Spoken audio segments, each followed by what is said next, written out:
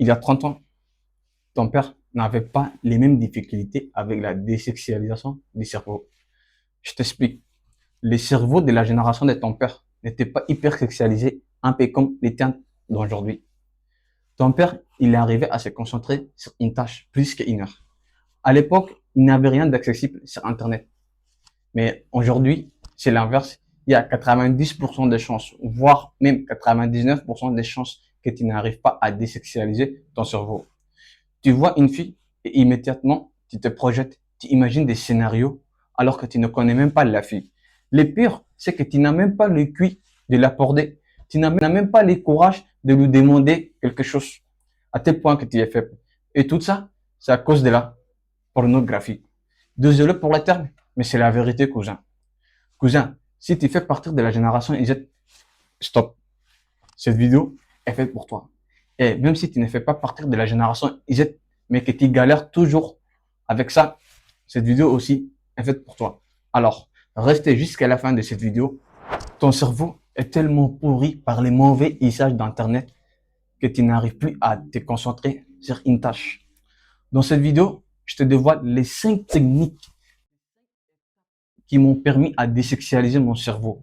Et tu sais quoi? J'ai resexualisé mon cerveau juste pour voir si ces 5 étapes, si ces 5 techniques, ça marche. Si ça marche, ces 5 techniques.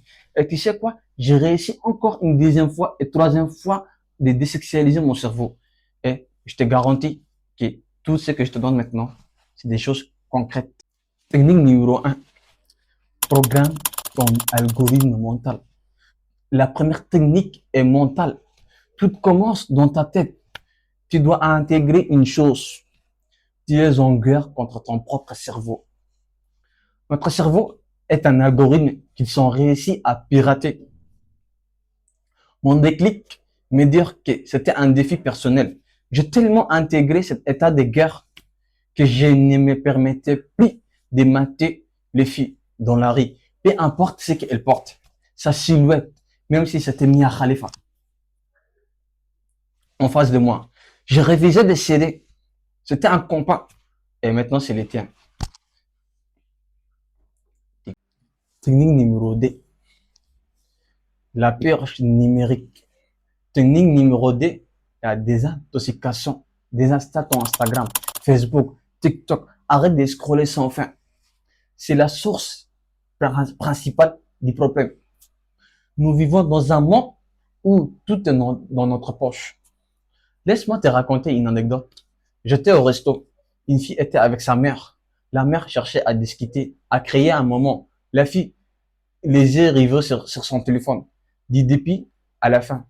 Elle ne répondait que des parts. Oui, non, ou bien, d'accord, et tragique. Ça, c'est nous, cousins. C'est notre génération. Il est temps de couper le cordon. Technique numéro 3. Trier ton entourage. Troisième technique. Si tes amis ont les mêmes problèmes que toi, évite de trop traîner avec eux. Pendant ces batailles, tu n'es pas obligé de leur dire que tu es en défi. Cousin, fais-le juste pour toi, pour gagner cette guerre. J'ai personnellement réduit le temps avec certains potes parce que, à notre âge, entre 15 et 25 ans, la conversation tourne trop souvent autour des meufs. Moi, personnellement, j'ai réduit à fréquenter mes amis juste pour ne pas entendre une discussion sur les meufs. Un jour, j'étais avec un pote, à moi, et à chaque fois qu'une fille passait, il me tapait pour me la montrer. Et je lui répondis, frère, je suis en plein défi. Définit sa réponse. Il a rigolé et m'a dit, tu n'arriveras pas en restant avec moi. Mon cerveau est sexualisé à 200%. Il n'est pas le seul. Avant de passer à la technique numéro 4, qui est un vrai défi, revoyons ensemble les 3 premières règles, les 3 premières techniques à appliquer. Programme ton mental. Tu es en défi. Purge tes applications. Supprime les sources de la tentation. Traite ton entourage. Évite les mauvaises influences. Prêt pour la suite, c'est là que les choses deviennent très sérieuses. Technique numéro 4. Les regards interdits. La quatrième technique, et plus difficile à appliquer concrètement. Résister l'envie de regarder. Tu croises une fille 10 sur 10. Peu importe ce qu'elle porte, tu ne la regardes pas. Cousin, c'est ainsi que les frais des filles commencent. J'étais dans un resto, et il y avait une fille qui venait tous les 2 jours. Et comme j'étais en gare, je ne me suis permis pas de la mater. Et quand la tentation était trop forte, j'essaie de trouver des solutions. Ton cerveau va te trouver 1000 excuses pour mater la fille. C'est là que tu prouves si tu tiens les défis ou pas. Je suis sûr que 99% des gars d'entre vous ne tiendront pas les défis. Technique numéro 5, l'arme ultime, la lecture.